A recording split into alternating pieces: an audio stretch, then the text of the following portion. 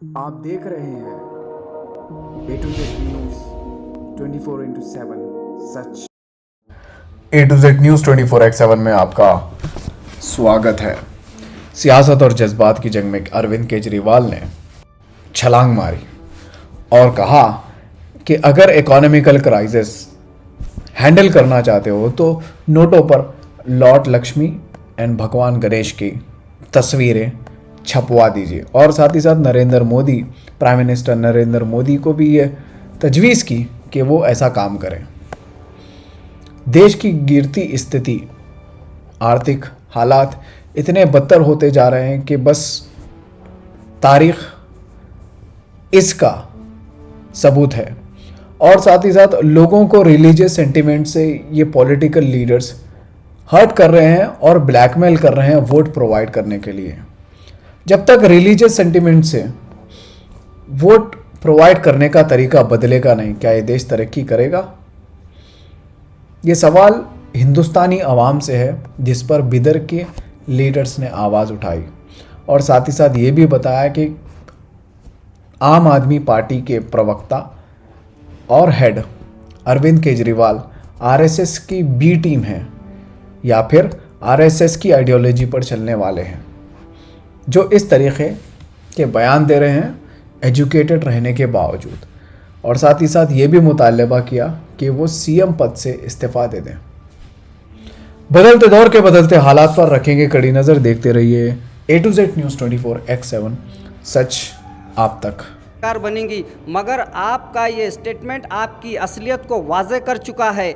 आप जो सुना किस तरह से हिंदू राष्ट्र बनाने वालों के साथ आप जुड़े हुए हैं बोलकर आपने अपनी वजाहत क्लियर कर चुके हैं आप, क्योंकि आप जो इंडोनेशिया के भी हवाला दिए आप, हाँ, हमको इंडोनेशिया, पाकिस्तान, बांग्लादेश, ईरान, हमको क्या लेना देना है भाई? हम भारत के नागरिक हैं, हमको हमारे भारत के संविधान से मोहब्बत है, हमको हमारे कॉन्स्टिट्यूशन के बताए हुए तरीक़े से चलना है। ये देश भारत आस्था की बुनियाद पे नहीं चलता, ये रूल ऑफ लॉ की बुनियाद पे चलता है। ये हमारा भारत संविधान के मुताबिक चलता है, जिसको डॉक्टर भीमराव अम्बेडकर ने जो संविधान दिया है हमें, उस संविधान के मुताबिक ये देश चलता है। ये आस्था के मुताबिक ये देश नहीं चलता।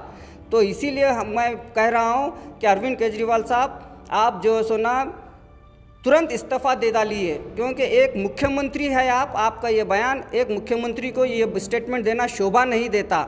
और दूसरी बात, और आप जो डिग्री हासिल करे हैं, मुझे ऐसा महसूस लगता है कि आपकी आईएएस डिग्री जो सुना आरएसएस के कोई इंस्टीट्यूशन से आप लिए जैसा महसूस हो रहा है।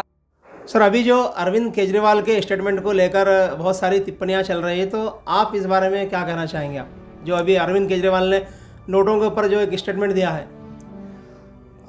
अरविंद केजरीवाल एक आईआरएस ऑफिसर रह चुके हैं, इंडियन रेवेन्यू सर्विस के जो है ना ऑफिसर रह चुके हैं। उसके बाद वो सियासत में आए हैं। एक एक्स आईआरएस ऑफिसर के इस स्टेटमेंट पर एक हंसी आती है। दरअसल आम आदमी पार्टी एक ज़माने से बीजेपी का अल्टरनेट बनने की कोशिश कर रही है और पॉलिसीज सेम वही है। एक पर्टिकुलर कम्युनिटी के मेजॉरिटी कम्युनिटी को पोलराइज़ करना, उनके जो है ना अपना रिलीजियस सेंटिमेंट्स को जो है ना अपना कुरेदना और उसी पर अपनी सियासत करना। और आरएसएस की भी अपनी पॉलिसी यही है। वो ये चाहते हैं कि पावर का जो स्पेस हो, गवर्नमेंट का जो स्पेस हो, वो भी आरएसएस के हाथ में रहे और अपोजिशन का स्पेस भी आरएसएस के हाथ में ही रहे।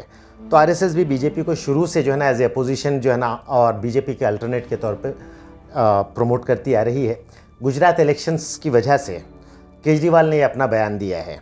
और अफसोस इस बात का होता है कि जब कॉन्स्टिट्यूशन ये बात करता है directive principles of state policy में कि साइंटिफिक टेम्परामेंट आवाम में इनकलकेट किया जाए, पैदा किया जाए, उसको बढ़ावा दिया जाए, जब directive principles of state policy में जो है ना ये इंटेंशन है अपना कॉन्स्टिट्यूशन का कि साइंटिफिक टेम्परामेंट जो है ना लोगों में क्रिएट किया जाए, उस वक्त में सियासी जमातें इस तरह की बातें करें कि अर्थव्यवस्था को अगर सुधारना है तो फलां जो है ना अपना ये तस्वीरें इसमें डाल दीजिए, ये जो है ना ये हिंदुस्तान के संविधान के, भारत के संविधान के साथ भी मजाक है।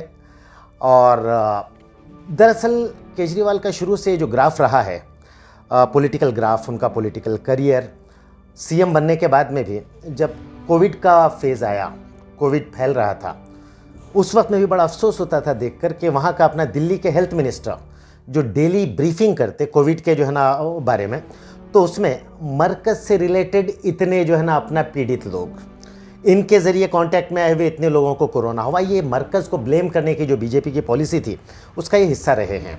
और ये इनका जो अपना ढकोसला है, जो तमाशा है कि ये जो है ना अपना अंबेडकर की फ़ोटो लगाते हैं, पंजाब में गवर्नमेंट बनती है तो गांधी की फ़ोटोज़ को हटा दिया जाता है, महात्मा गांधी की, और सिर्फ शहीद भगत सिंह और अंबेडकर की फ़ोटोज़ लगाई जाती हैं। अब उनका ये पॉलिटिकल फ़ायदा तो उठाते हैं, लेकिन क्या आज अंबेडकर ज़िंदा होते तो क्या अंबेडकर इनकी इस बात का सपोर्ट किए होते, बाबा साहेब अंबेडकर? बिल्कुल नहीं किए होते। तो ये जो है ना गुजरात इलेक्शंस की वजह से इन्होंने एक नया